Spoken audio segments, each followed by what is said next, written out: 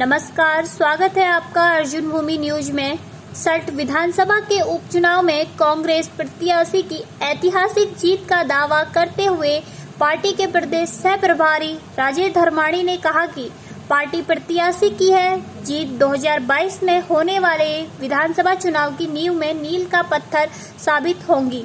बुधवार को उत्तराखंड कांग्रेस के राज्य सह प्रभारी राजेश धर्माणी ने कहा कि उत्तराखंड में भाजपा सरकार के 4 वर्ष का कार्यकाल पूरी तरह से निराशाजनक रहा है तथा इस कार्यकाल में जमकर भ्रष्टाचार भी हुआ है। उन्होंने कहा कि भाजपा हाईकमान ने अपनी नाकामी को छुपाने के लिए प्रदेश के मुखिया परिवर्तन को लेकर एक टीएसआर को हटाकर दूसरे टीएसआर को प्रदेश की कमान सौंप दी। जनता ने तीरथ सिंह रावत से मुख्यमंत्री बनने के बाद कई उम्मीदें सोची थी, लेकिन मुख्यमंत्री तीरथ सिंह रावत ने भी लगातार अपनी बेजवानी टिप्पणी को लेकर चर्चाओं का बाजार गर्म कर दिया है। उन्होंने पहले महिलाओं की फटी जींस को लेकर एक विवाद खड़ा किया, तो वहीं उसके बाद उन्होंने 200 वर्ष अमेरिका का गुलाम रहने के साथ ही लोगों से ज्यादा बच्चे पैदा करने का बयान देकर प्रदेश की जनता का अपमान किया है। उन्होंने कहा कि प्रदेश के मुख्यमंत्री को अभी इतिहास का ज्ञान भी कम है।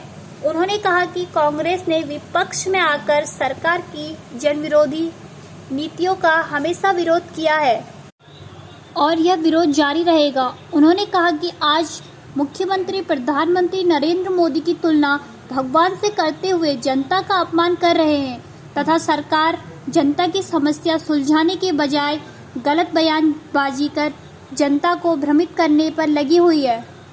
उन्होंने कहा कि आज भाजपा ने प्रदेश की जनता के साथ पूरी तरह वादा खिलाफी की है तथा प्रदेश में महंगाई, बेरोजगारी की समस्या जहां एक और चरम सीमा पर है, तो वहीं प्रदेश की जनता स्वास्थ्य, पानी, बिजली की सुविधाओं से भी वंचित है। यदि जनता सड़क की मांग को लेकर आंदोलन करती है तो सरकार उन पर लाठीचार्ज करा कर जनता की आवाज को दबाने का काम कर रही है।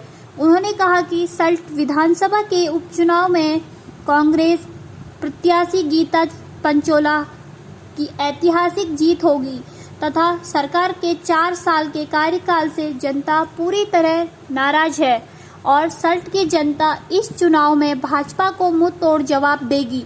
साथ ही उन्होंने कहा कि यह चुनाव 2022 में होने वाले विधानसभा चुनाव में एक नया इतिहास रचेगा तथा प्रदेश में फिर से कांग्रेस की सरकार पूर्ण बहुमत के साथ स्थापित होगी।